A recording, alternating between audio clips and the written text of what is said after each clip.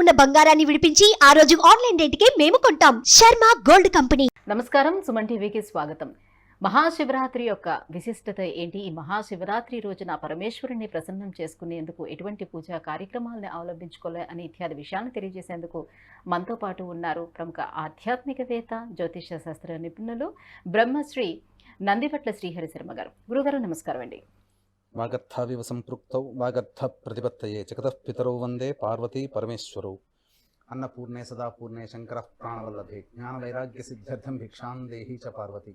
మాతా చ పార్వతీదేవి పితాదేవో మహేశ్వరః బాంధవా శివభక్తాశ్చ స్వదేశో భువనత్రయం. సదాశివసమారంభాం శంకరాచార్య మధ్యమాం అస్మదాచార్యపర్యంతం వందే గురుపరంపరాం.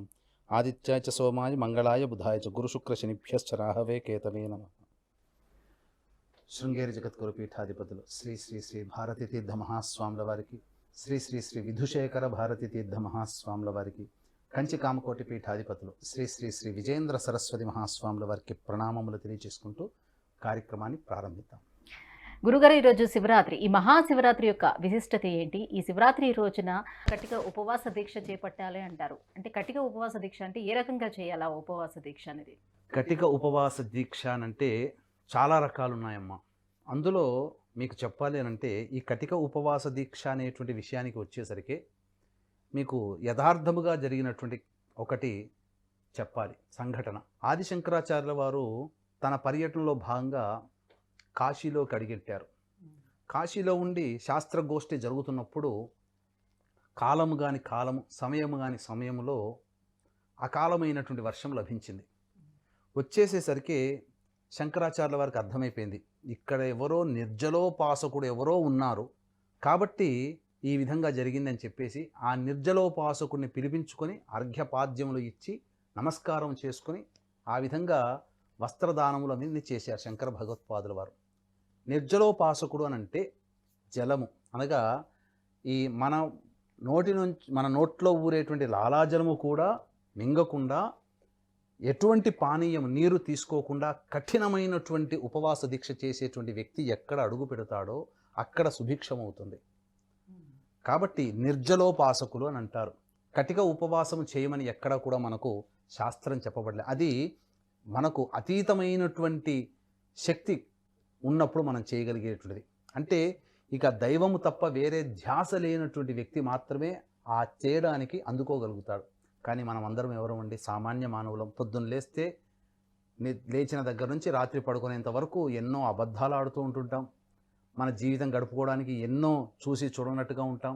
అలాగే తలవని తలంపులన్నీ తలుస్తూ ఉంటాం. ఎన్నో పాపాలు చేసేటువంటి మనకు ఆ కటిక ఉపవాస దీక్ష చేసే అర్హత మనకు లేదు అని చెప్పడంలో సందేహం లేదు. కాబట్టి అతి సామాన్యమైనటువంటి మనము చేయాల్సినటువంటిది ఉపవాస దీక్ష. అంటే ఉపవాసము అంటే దగ్గరగా ఉండడము అని శాస్త్రం. అంటే ఏంటి?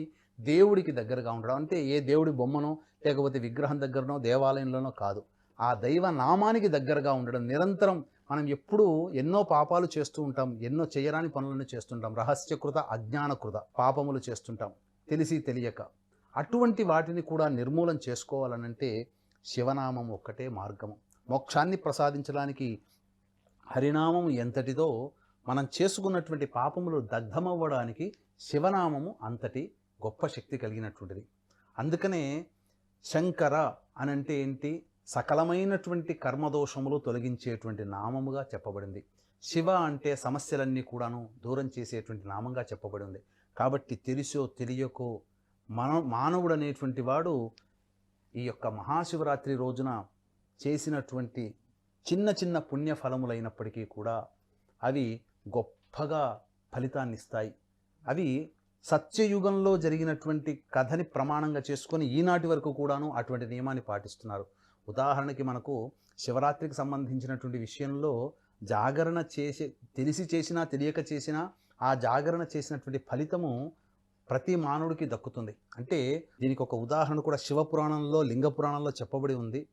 ఒక విలుకాడు, ఎరుకల బోయవాడు కుటుంబ పోషణార్థమై అడవిలోకి వెళ్ళి జంతువుల్ని చంపి ఆ ఆహారాన్ని తీసుకొని భార్యా బిడ్డలకి పెట్టి పోషించేటువంటి వ్యక్తి ఒక రోజున అడవి అంతగా కూడా గాలించగా ఎటువంటి ఆహారం లభించలేదు.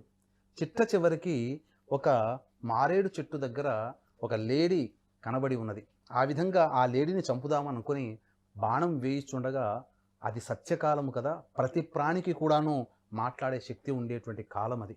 అంటే సత్యయుగం అంటే కృతయుగము. కాబట్టి ఆ యొక్క బోయవాడిని చూసి భయపడినటువంటి ఆ లేడీ పిల్ల, నేను వెళ్ళి నా భార్య పిల్లలకి చెప్పుకొని వస్తాను, నాకు కొన్ని గంటలు నాకు అవకాశం ఇవ్వు, మా ఇంటికి వెళ్ళి నేను మళ్ళీ తిరిగి నిక్కచ్చిగా నీ దగ్గరికే వస్తాను, అప్పుడు నన్ను సంహరించి నీ భార్య పిల్లలకి పోషణ చెయ్యి అని చెప్పి ఆ విధంగా అడిగిన వెంబడే ఏమాత్రము కూడా కఠినమైనటువంటి హృదయం కలిగిన వాడు ఎందుకో ఆ రోజు రాత్రిపూట ఆ బోయవాడి ఆ విధంగా మనసులో తలచుకున్నటువంటి వాడే సరేలే వెళ్ళి రామ్మా అని చెప్పి పంపిస్తాడు. ఆ లేడీ రాక కోసమే ఎదురు చూసి ఇక్కడ ఉండలేక రాత్రి సమయం అయిందని చెప్పి, ఇక్కడ జంతువులో భయం ఉంటుందని చెప్పి చెట్టు ఎక్కి కూర్చున్నాడు. ఆ ఎక్కే క్రమములో కొన్ని మారేడు దళములు కాలి నుంచి చేతుల నుంచి జారిపడ్డాయి. కానీ ఎంతటి పవిత్రమైనటువంటి స్థలం అనంటే తెలియకుండానే బ్రహ్మవరప్రసాదితమై బ్రహ్మ అభిషేక నిర్మితమైనటువంటి శివలింగం ఆ మారేడు చెట్టు పొదలలో ఉండడము, తనకు తెలియకుండానే ఆ యొక్క మారేడు దళములన్నీ కూడాను ఆ లింగము మీద పడడము, అవన్నీ కూడాను శివరాత్రి జాగరణ నియమాన్ని అనుసరించి ఏ విధంగా శివునికి అభిషేకం చెయ్యాలి, ఏ విధంగా చెయ్యాలన్నారో ఆ సమయాలలోనే ఆ యొక్క దళములన్నీ కూడాను ఉండడము, మారేడు పుష్పములు పడడము. అంతేకాకుండా తాను నీటి కోసమై తెచ్చుకున్నటువంటి ఆ సొరకాయ లాంటి నీటిది కూడా తెలియకుండానే ఒలికిపోయి ఆ శివలింగం మీద పడడము, ఈ విధంగా జరగడము. ఆ లేడీ పిల్ల కోసమై తన భార్య పిల్లల్ని పోషించుకోవాలనే తపనతో నిద్ర కూడా మాని ఆ రాత్రంతా జాగారం చేయడం, రాత్రంతా మేల్కొని ఉండడము. ఆ తర్వాత సూర్యోదయం వేళల్లో ఆ విధంగా లేడీ పిల్ల రాగానే దయతలిచిన వాడై వదిలివేయడం జరిగింది. అంతటా సశరీరముగా తీసుకుపోవడానికి కైలాసము నుంచి శివనిర్మితమైనటువంటి విమానంలో శివదూతలు వచ్చారు.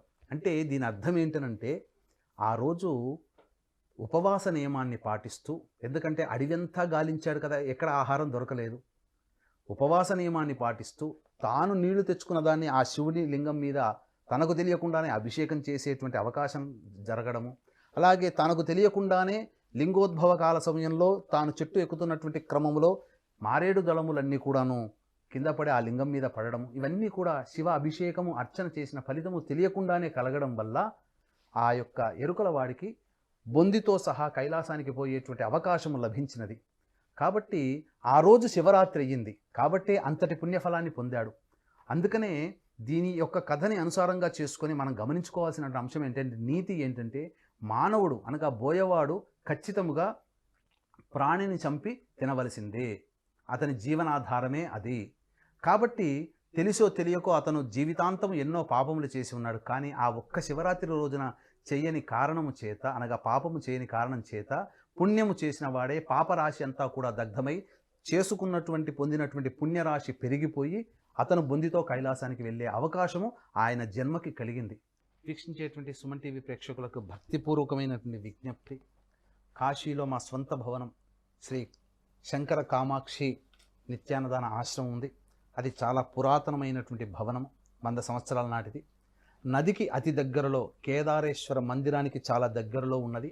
తెలుగు వాళ్ళందరూ కూడా సంచరించేటువంటి ప్రదేశంలో కేవలం 125 మీటర్లు గంగా నదికి మన ఆశ్రమానికి కేవలం 125 మీటర్ల దూరంలో ఉన్నది. కాబట్టి దానిని పునరుద్ధరణ చేయాలనగా మళ్ళీ కొత్తగా అన్ని రకాలైనటువంటి వసతులతో కొత్తగా బిల్డింగ్ని కట్టాలనేటువంటి సంకల్పం జరిగింది. కాబట్టి వీక్షించేటువంటి సుమన్ టీవీ ప్రేక్షకులు రాజపోషకులు, మహారాజ పోషకులుగా లేదా కాశీలో మనవంతు సహాయంగా ఒక ఇటుకనైనా కానీ సమర్పించుకోవాలి, ఆ యొక్క శివుని యొక్క గర్భంలో మనకంటూ ఒక పేరుంటుందని ఆలోచించే వాళ్ళు ఎవరైనా, భవన నిర్మాణానికి ముందుకు వచ్చే దాతలు ఎవరైనా కానీ మీ వంతు సహాయ సహకారాలు అందించి భవన నిర్మాణానికి సహాయ సహకారాలు చేయూతని ఇవ్వవచ్చు.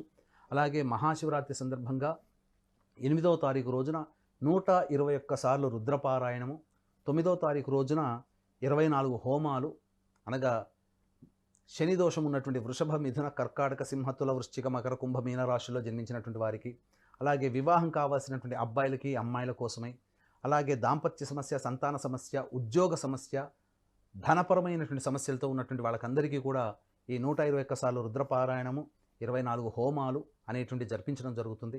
ఎవరైతే ఈ కార్యక్రమంలో పాల్గొంటారో తిరిగి వచ్చే సంవత్సరం మహాశివరాత్రి కల్లా మీ యొక్క కోరిక నెరవేరుతుంది. అది పార్వతీ పరమేశ్వరుల యొక్క అనుజ్ఞగా తీసుకొని ఈ కార్యక్రమంలో మీ యొక్క గోత్రనామాదులు నమోదు చేసుకోవచ్చు. అలాగే మహాశివరాత్రి సందర్భంగా అన్నదానం మా సొంత భవనం శ్రీ శంకర కామాక్షి నిత్యాన్నదాన ఆశ్రమంలో జరుగుతుంది. అన్నదానానికి కూడా సహాయ సహకారాలు అందించేవాళ్ళు ఈ యొక్క కార్యక్రమ తదనంతరం కాంటాక్ట్ చేసి పూర్తి వివరాలు తెలుసుకోవచ్చు.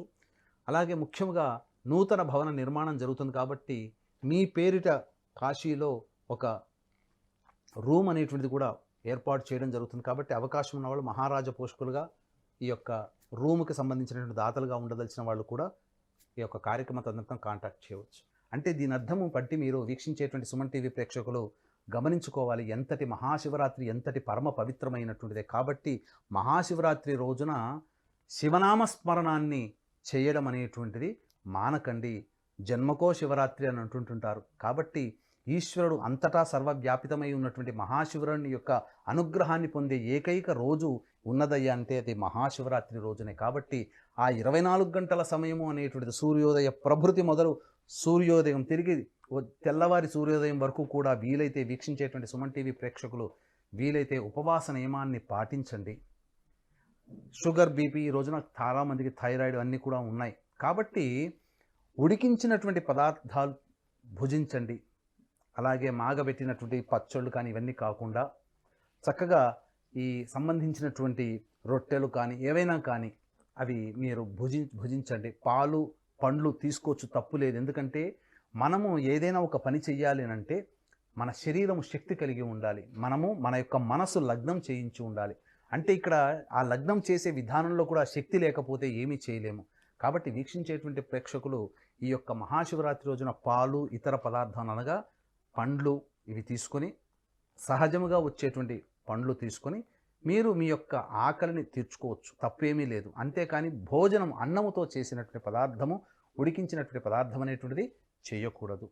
ఇది గమనించుకొని మీరు ఈ నియమాన్ని పాటించుకుంటూ మనం గనక ముందుకు వెళ్ళి ఈశ్వరారాధన గనక చేసుకున్నట్లయితే అనంతమైనటువంటి పుణ్యం ఉంటుంది. జాగరణ అంటే కూడా చాలామంది చేసేటువంటిది నిద్ర మేల్కోవడం అని అంటుంటారు. వాస్తవమే, నిద్ర మేలుకొని ఉండాలి, కానీ శివనామస్మరణతో మేలుకొని ఉండాలి. అంతే తప్ప చాలామంది మన ఇళ్లలో చూసుకున్నట్లయితే చాలామంది చాలా చోట్ల శివరాత్రి జాగరణ పేరిట రికార్డింగ్ డ్యాన్సులు కొంతమంది పెట్టుకునే వాళ్ళు ఉంటారు, పేకాటలు ఆడుకునే వాళ్ళు కొంతమంది ఉంటుంటారు. ఇలా సమయాన్ని ఏదో విధంగా గడుపుకోవాలనే ఉద్దేశంతో ఉండేటువంటి వాళ్ళే ఇప్పుడు సమాజంలో కొంతమంది కొన్ని చోట్ల కనబడుతున్నారు. కాబట్టి సప్త వ్యసనాలకి దూరంగా ఉండవలసినదే ఆ రోజున. సప్త వ్యసనాలలో పేకాట కూడా ఒకటి, జూదము అని అంటారు. కాబట్టి మనము ఇటువంటి సప్త వ్యసనాలన్నీ కూడా దూరం పెట్టుకొని తదేక చిత్తముతో ఈశ్వరుని యొక్క ఆరాధన చేసినటువంటి వ్యక్తికి శివానుగ్రహం వలన ఏ సంకల్పమైతే కోరుకొని ఏ రకమైనటువంటి ఇబ్బందులైతే బాధపడుతున్నాడో ఆ ఇబ్బందులన్నీ తొలగిపోతాయని చెప్పడంలో సందేహం లేదు. గురువుగారు, శివరాత్రి రోజున భక్తితోటి మీరు చెప్పినట్టు విధంగా ఈ పూజా కార్యక్రమాలన్నీ చేసుకున్న తర్వాత శివరాత్రి మరుసటి రోజున ఎటువంటి కార్యక్రమాలు అవలంబించాల్సి ఉంటుంది? శివరాత్రి సూర్యోదయం ప్రభృతి అవకాశం ఉంటే చక్కగా నదీ తీరంలో స్నానం చేయండి. స్నానం లేకపోతే ఆ విధంగా నదీ తీరం దగ్గర లేకపోతే ఇంట్లో ఉన్నటువంటి గంగాజలంతోనైనా చేయొచ్చు.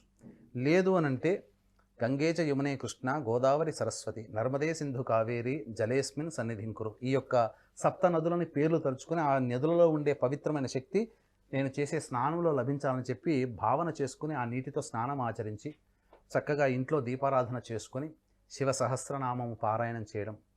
అలాగే అనారోగ్యంతో బాధపడేటువంటి వాళ్ళు మృత్యుంజయ స్తోత్రాన్ని పారాయణం చేయడం, మానసికమైనటువంటి ఇబ్బందులతో బాధపడేటువంటి వాళ్ళు చంద్రశేఖరాష్టకాన్ని పారాయణం చేయడం వీలైనన్ని సార్లు చేయండి. సాయంత్రం వరకు చేయండి. సాయంత్రం తదనంతరం కొన్ని నియమాలు పాటించుకుంటే చాలా మంచిది. అలాగే శివ సహస్రనామ పారాయణం వీలైనన్ని సార్లు చేయండి. ఇంకా చెప్పాలి అనంటే ప్రదోషకాల సమయం అని ఒకటి ఉంటుంది. అంటే సూర్యాస్తమయానికంటే ముందు, సూర్యాస్తమయం తర్వాత నిడివి ఉండేటువంటి 2 ఘడియల కాలం.